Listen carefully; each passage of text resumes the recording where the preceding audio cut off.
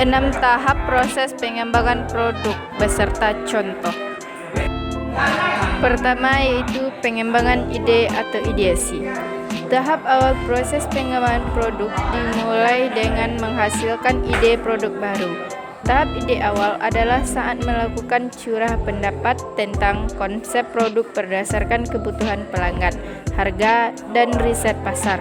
Ada baiknya untuk mempertimbangkan faktor-faktor berikut saat memulai konsep produk baru. Yang pertama yaitu target pasar. Target pasar adalah profil konsumen yang menjadi dasar pembuatan produk Anda. 2. Produk yang ada. Saat memiliki konsep produk baru, ada baiknya mengevaluasi portofolio produk yang ada. 3. Fungsi. Meskipun belum memerlukan laporan terperinci tentang fungsi produk, Anda harus memiliki gambaran umumnya. 4. Analisis SWOT. Menganalisis kekuatan, kelemahan, peluang, dan ancaman produk di awal proses dapat membantu membangun versi terbaik dari konsep baru produk Anda. 5. Metode Scamper.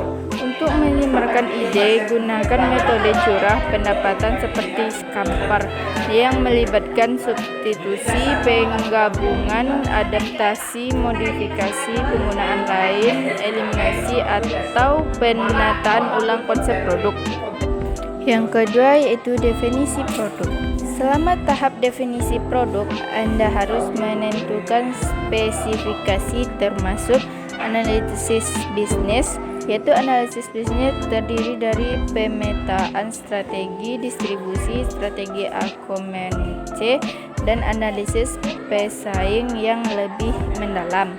Adalah masalah yang diatasi produk, pertimbangkan perbedaannya dengan produk lain di pasaran. Metrik keberhasilan. Sangat penting untuk menjelaskan metrik keberhasilan di awal sehingga Anda dapat mengevaluasi dan mengukur keberhasilan setelah produk diluncurkan. Strategi pemasaran. Setelah mengidentifikasi nilai manfaat dan metrik keberhasilan, mulailah melakukan curah pendapatan tentang strategi pemasaran yang sesuai kebutuhan Anda. Pertimbangkan kanal yang diinginkan untuk mempromosikan produk, misalnya media sosial atau postingan blog. 3. Pembuatan prototipe. Selama tahap pembuatan prototipe, tim akan secara intensif meriset dan mendokumentasikan produk dengan membuat rancangan bisnis yang lebih detail dan menyusun produk. Selama fase pembuatan prototipe, Anda akan mengerjakan spesifikasi seperti riset risiko pasar, potensi risiko apapun yang terkait dengan manufaktur produk harus dianalisis seperti produk fisik dibuat. Ini akan mencegah kegagalan peluncuran produk. Strategi pengembangan. Selanjutnya, Anda dapat mulai mengerjakan rencana pengembangan. Dengan kata lain, pahami cara menetapkan tugas dan masa tugas-tugas ini. Salah satu cara merencanakan tugas dan memperkirakan lini masa adalah menggunakan metode jalur kritis. Analisis kelayakan.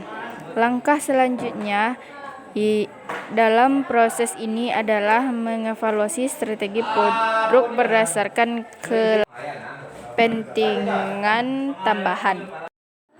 4. Definisi awal. Desain produk yang berhasil mungkin memerlukan beberapa iterasi untuk mendapatkan hasil yang tepat dan melibatkan komunikasi dengan distributor untuk mendapatkan bahan yang diperlukan untuk menghasilkan desain awal. Anda akan mencari bahan.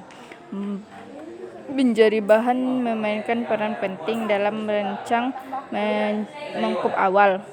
2. Terhubung dengan pemangku kepentingan. 3. Menerima umpan balik awal. Yang kelima yaitu validasi dan penguji. Tahap ini memastikan bahwa setiap bagian dari produk mulai membangun hingga pemasaran berfungsi secara efektif sebelum dirilis ke publik. Untuk memastikan kualitas produk, lakukan hal berikut. 1. Pengembangan dan pengujian konsep. Anda mungkin berhasil merancang prototipe, tetapi tetap harus menganalisis masalah yang muncul saat mengembangkan konsep. 2. Pengujian. 3. Uji pemasaran. 6. Komersialisasi. Sekarang Anda telah menyelesaikan desain dan menguji kualitas pengembangan dan strategi pemasaran. Anda harus yakin dengan iterasi akhir dan siap mempromosikan produk akhir. Pada tahap ini Anda harus menjalankan 1. Pengembangan produk. 2. Implementasi argumen.